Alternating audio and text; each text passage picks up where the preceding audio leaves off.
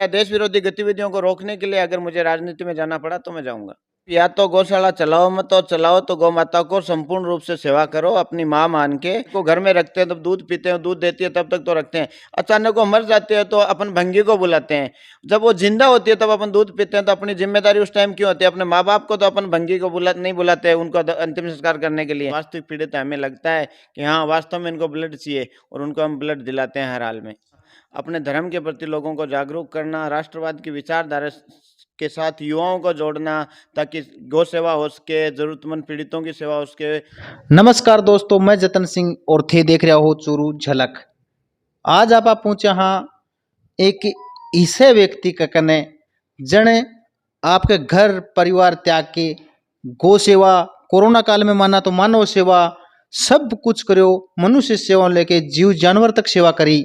और वह आदमी आप पहुंचा आज बांगे कार्यालय में राष्ट्रीय श्री राम सेना का संस्थापक राष्ट्रीय अध्यक्ष ललित सिंह राठौड़ भरपाल सर अपने साथ मौजूद है। आऊँ बातचीत करांगा आपा कि कितना सालाना सेवा करता होगी और कितनी उम्र में ये लग गया सेवा करने, आज आगे कितनी उम्र हो रही है, ये पूरी बातचीत करांगा। लास्ट तक वीडियो पूरा देखो। सबसे पहले तो आपको हमारे चैनल के ऊपर बहुत बहुत स्वागत है। बहुत बहुत धन्यवाद आपका, और राष्ट्रीय श्री राम सेना परिवार की ओर से सभी देशवासियों को दीपावली की हार्दिक बधाई, शुभकामनाएं। अच्छा, मैं तो अभी ये जयपुर में है फिलहाल। आंग ऑफिस है, जो कार्यालय है श्री राम सेना को, वो है कार्यालय जयपुर में। ये चूरू का रहने वाला है, रत्नगढ़ तहसील में गांव है भरपाल सर। तो आप आऊँ बातचीत करी और फिर आऊँ मुलाकात हुई। काफी दिन हो गया सोशल मीडिया पर देखता हुआ, क्योंकि कोरोना काल में भी आपा देखा लंपी बीमारी हूँ ग्रसित। अभी जो गाय सड़कों ऊपर दम तोड़ रही, बैठे में रात और दिन 24 घंटा ये सड़कों ऊपर रहा करता, सेवा करया करता। तो बांग रिलेटेड आप कुछ सवाल पूछांगा आज। तो ये कुछ लोगों की मतलब जिज्ञासा भी ही कि माने पतो चला है कि ललित सिंह भरपाल सर कितनी साल होगी सेवा करता, और कितना दिन हो गया, और के सेवा ये कर रहे हैं, कौन सी कर रहे हैं। तो आप कुछ सवाल करांगा। सबसे पहले तो यह बताओ, थारी उम्र कितनी होगी? मेरी उम्र 32 ईयर हो जाएगी ये 31 दिसंबर को। 32 साल की उम्र में इतनी सेवा भाव, ये विचार खटू उत्पन्न हो यार, कितना शुरुआत होगी? मैं बचपन से अपने पापा को देखता था कि वो गौ सेवा करते थे, और जो भी है जानवरों के लिए वो दाना लेके जाते थे, मंदिर में पूजा पाठ करते थे। तो ये तो अपने पारिवारिक संस्कार है, जो उन्होंने जो सिखाए हैं वही बड़े होके हम कंटिन्यू कर रहे हैं, लगातार कर रहे हैं। इसके बाद जैसे ही मैं वही 18 साढ़े 18 साल की उम्र में विदेश चला गया था, तो वहाँ मैंने अच्छे पैसे कमाने शुरू कर दिए थे। तो वहाँ से भी मेरी जिज्ञासा रहती थी कि किसी कोई पीड़ित है, किसी के दिल में छेद है, या कोई ऐसा बीमार है जिसके घर में कोई उसकी सहायता करने वाला नहीं है, तो मैं हॉस्पिटलों में उनकी मदद करता था। बाहर से मैंने एक ग्रुप बना रखा था और वहाँ हम लोगों की मदद करते थे, हर तरह की मदद, किसी की शादी करवा देनी, गरीब बच्ची है तो इस तरह की सेवाएं करती थी। कोरोना काल से पहले मैं यहाँ आया था जनवरी 2020 में, और मैंने सरपंच का इलेक्शन लड़ा था, और इस इलेक्शन में एक बार चुनाव कैंसिल हुआ, दोबारा मार्च में हुआ था। तो 15 मार्च को चुनाव का रिजल्ट आया था, और 16 को मैं जयपुर आया था। 22 तारीख को लॉकडाउन लग गया था। लॉकडाउन में मैंने देखा कि यार, जब चुनाव में अपन इतना पैसा खर्च किया है और लगातार हम सेवाएं कर रहे हैं, तो आज तो लोगों को ज़रूरत है। तो उस समय मैंने लोगों को राशन बांटना शुरू किया था, और राशन बांटते बांटते मेरे पास एक ऐसी टीम बन गई, तो मुझे लगा कि यार पैसा इतना महत्व नहीं रखता जितनी सेवा महत्व रखती है। और हम लोगों ने लोगों को खाना बना के खिलाना सुबह और शाम शुरू कर दिया। ऐसे करते करते 600 700 800 ऐसे करते थे, हज़ारों लोग डेली खाना लेके जाते थे, और दोनों टाइम, और हम बना के खिलाते थे। एक पहले लॉकडाउन लग गया, मैं थाने बता दूं, बे टाइम में लोग सेवा भाव तो छोड़ो, आप खुद घरों बाहर न जाना डरिया करता।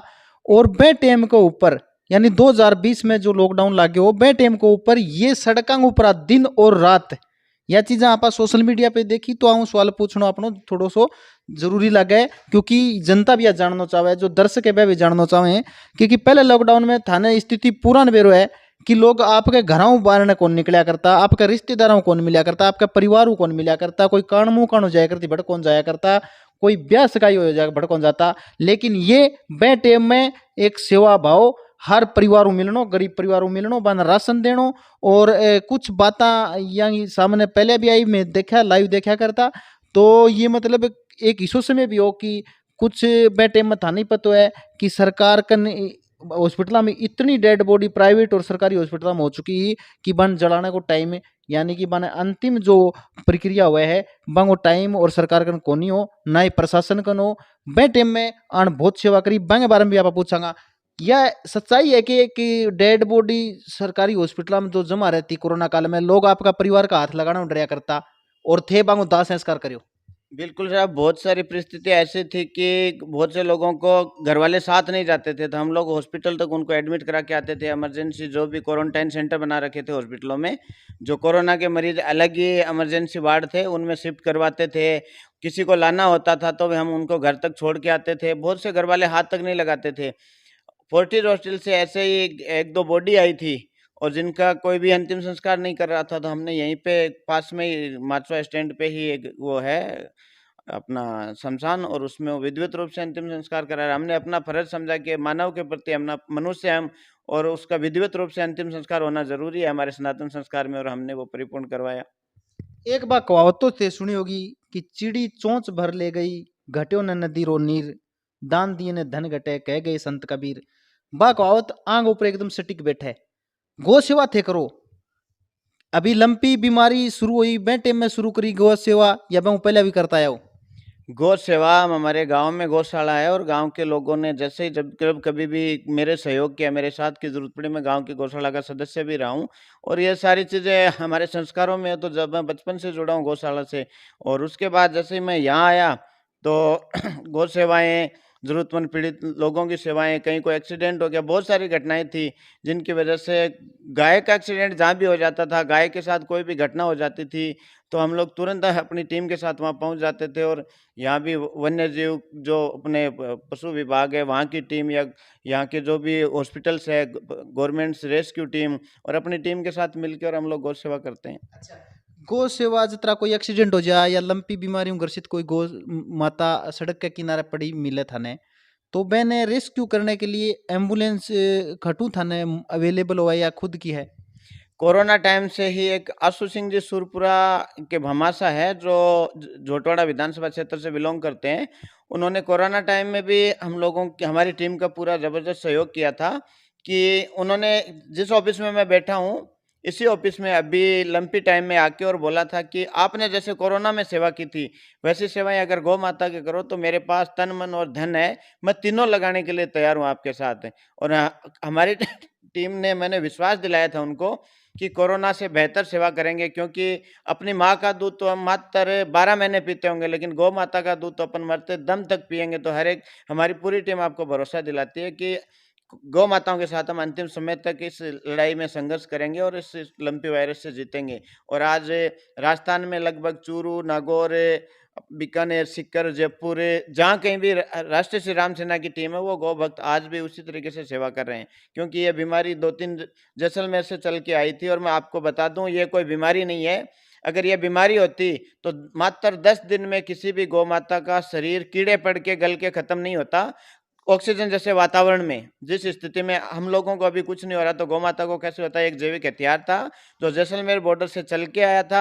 बाकायदा ये बनाया गया है, और अपने धर्म और संस्कृति को नष्ट करने के लिए, क्योंकि हम मानते हैं कि गौ माताओं में 33 करोड़ देवी देवताओं का वास होता है, और हर एक हिंदू की आस्था का प्रतीक है गौ माता। और वो गौ माता हमारे सामने नहीं रहेगी तो हमारे धर्म और संस्कृति को नुकसान पहुंचाने का एक जरिया है। एक सीधो सीधो आरोप लगायो है कि या कोई बीमारी को नहीं, यो एक जैविक हथियार है। तो यो आरोप थे क्या पे लगायो है? क्या अनुमान था ने कि या कण ये जैविक हथियार छोड़ दिया है? ये जो भी विधर्मी है, हमारे धर्म सनातन संस्कृति के जो भी खिलाफ रहे हैं, और अगर मैं नाम लेके कहना चाहूँगा तो इसमें चाइना और पाकिस्तान ने दोनों ने मिलके बनाया है। क्योंकि चाइना ने पहले भी कोरोना बनाया है, और पूरे हिंदुस्तान में नहीं पूरी दुनिया में बहुत नुकसान पहुंचाया है।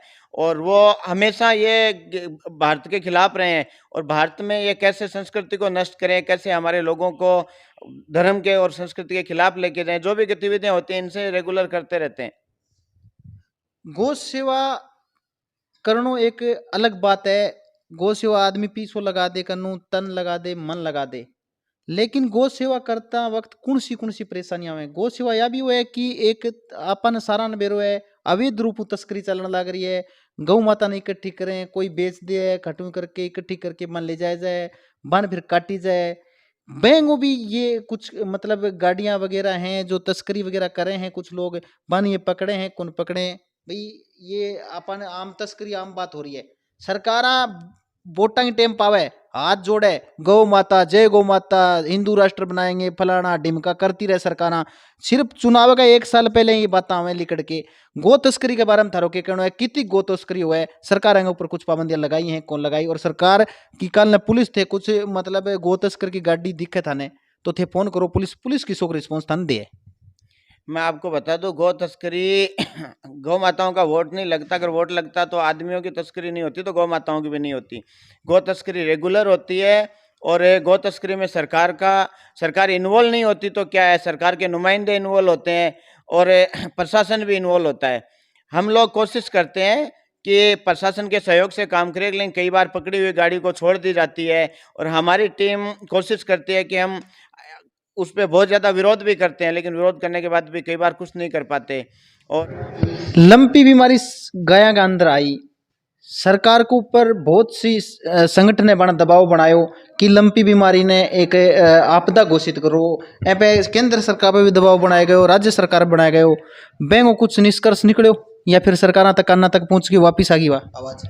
ये बातें सरकारों के कानों तक पहुंच के वापस आ गई कि एक पार्टी जहाँ जिसकी सरकार है उसका विरोध करती नजर आई, लेकिन कोई भी नेता कभी भी लंपी वायरस के सपोर्ट में आके नहीं बोला कि ये बीमारी और हम सबको साथ मिलकर करना चाहिए। कोई भी सरकार का ऐसा कोई आदेश नहीं आया। लंबे समय तक जो भी ये सेवाभावी संगठन है, जैसे राष्ट्रीय श्री राम सेना, बहुत सारे संगठन है, मध्यम वर्ग के लोग हैं जिन्होंने सहायता की, सहयोग दिया, और उसी की सहायता से ये गौ माताओं की सेवा हो पाई है। सरकार की तरफ से और बड़े मंदिर ट्रस्टों की तरफ से या बड़ी गौशालाओं की तरफ से, बहुत बड़े भामाशाहों की तरफ से विशेष कुछ नहीं आया। ये सिर्फ और सिर्फ जो मध्यम वर्ग के लोग हैं, जो इस भावना को समझते हैं, जो किसान और खेती को समझते हैं, गायों गौ माताओं का दर्द समझते हैं, उन्हीं लोगों के सहयोग से हुआ है। माने पतो थे कोई गौशाला कौन चलाओ, थे तो सिर्फ अपने पीस हूँ अपने तन मन हूँ थे बाकी सेवा कर रहे हो। अभी पीछे आप बहुत से टीवी चैनल आप देखे है, मैं खुद भी हमारे कैमरे में कैद करी है तस्वीर कि बड़ी बड़ी गौशाला जहाँ 10-10 20-20 हजार रुपया अनुदान आवे सरकार की तरफ हूँ, वह गौ माता मर गई बाने रोड के किनारे फेंक आया, इसो काम करो। वह गौशाला का जो संस्थापक है वह चलानी है बाने कुछ राय देना चाहोगे थे? मैं तो यही कहना चाहता हूँ कि अगर आप या तो गौशाला चलाओ मत, तो चलाओ तो गौ माता को संपूर्ण रूप से सेवा करो अपनी माँ मान के, क्योंकि वही है जैसे मैंने अभी पहले बताया कि माँ का दूध तो हम 12 महीने पीते हैं, लेकिन गाय तो मरते दम तक गाय माता का दूध पीते हैं, तो उसको जिम्मेदारी समझ के चलाओ। और जहाँ भी आपके मृत गौ माता होती है तो उसको उनका अंतिम संस्कार विधिवत रूप से कराओ, ना कि गाँव के बाहर ले जाके फेंक दो। क्योंकि मैं आपको बता दूं कि मैंने भी देखा है गाँव में कि जब अपन गाय को घर में रखते हैं तब दूध पीते हैं, दूध देती है तब तक तो रखते हैं, अचानक वो मर जाते हैं तो अपन भंगी को बुलाते हैं। जब वो जिंदा होती है तब अपन दूध पीते हैं, तो अपनी जिम्मेदारी उस टाइम क्यों होती है? अपने माँ बाप को तो अपन भंगी को नहीं बुलाते हैं उनको अंतिम संस्कार करने के लिए, हम बड़े संस्कारिक रूप से और बैंकुटी निकालते हुए लेकर जाते हैं। तो गौ माताओं को भी वैसे अंतिम संस्कार होना चाहिए, लेकिन हम लोग गाँव के बाहर फेंक देते हैं, और ये बहुत ही इसी वजह से ही हमने गाय के बिजनेस को दूध को बिजनेस बना लिया, हम बेचने लग गए। अब जो गौ माताओं को माँ मान के उनको बांध के रखते हैं घर में, जबकि जब तक दूध नहीं देती, दूध देने के बाद वो दूध देती है हम रखते हैं, और दूध नहीं देती तो उसको बाहर निकाल देते हैं। बहुत सारी जो कारण है वो मनुष्य पे हावी होते हैं, और कुदरत का प्रकोप है वो आएगा ही आएगा। अगर हम गलत के विरुद्ध जाएंगे तो हम प्रकृति के विरुद्ध जाएंगे तो होना ही होना है, निश्चित है। एक समय हो जब गांव में कोई बैल मर जाया कर तो मैंने गांव का आदमी इकट्ठा होके सरपंच होके साथ में मिलके मैंने दबाया करता, गड्ढो खोद के नमक डाल के मैंने मिट्टी डाल के दाबया करता, फिर मैं पे समाधि बनाया करता, फिर मैं ऊपर मूर्ति बनाया करता चौक को ऊपर। आज सिर्फ और सिर्फ राजनीतिक करने खातर ये चीजें गौ माता गौ सेवा धर्म जाति सब चीज रह गई है। एक काफी दिनों में देख तो आ रही हूँ सोशल मीडिया पे थारी एक्टिविटी कि घनखरी बारी आवे है कि एसएमएस हॉस्पिटल में ब्लड चाहिए, ललित सिंह का नंबर नीचे लिखेड़ा पावे संपर्क करें, फलाना हॉस्पिटल में ब्लड चाहिए, ललित सिंह का नंबर नीचे लिखेड़ा पावे। यह सेवा करता कितना सालों की? ये सेवा कोरोना के टाइम से शुरू की थी, क्योंकि कोरोना के साथ साथ एक डेंगू भी चल रहा था, प्लेटलेट लोगों की डाउन होती थी और ब्लड की रिक्वायरमेंट होती थी। तब ये दिमाग में है कि क्यों ना हम ऐसी टीम बनाएं जिसको ब्लड की भी रिक्वायरमेंट पूरी होती रहे। कोरोना से शुरू करते-करते आज तक हमने हज़ारों हॉस्पिटलों में राजस्थान के और राजस्थान के बाहर भी अपनी टीम ने ब्लड दिलाया। जो वास्तविक पीड़ित है, हमें लगता है कि हाँ, वास्तव में इनको ब्लड चाहिए और उनको हम ब्लड दिलाते हैं हर हाल में। अच्छा, राजस्थान में थे कौन सी जगह ब्लड दिवस को है, पर राजस्थान में खटू भी था ना, कोई भी पीड़ित आदमी फोन करे तो बन दिवस को थे।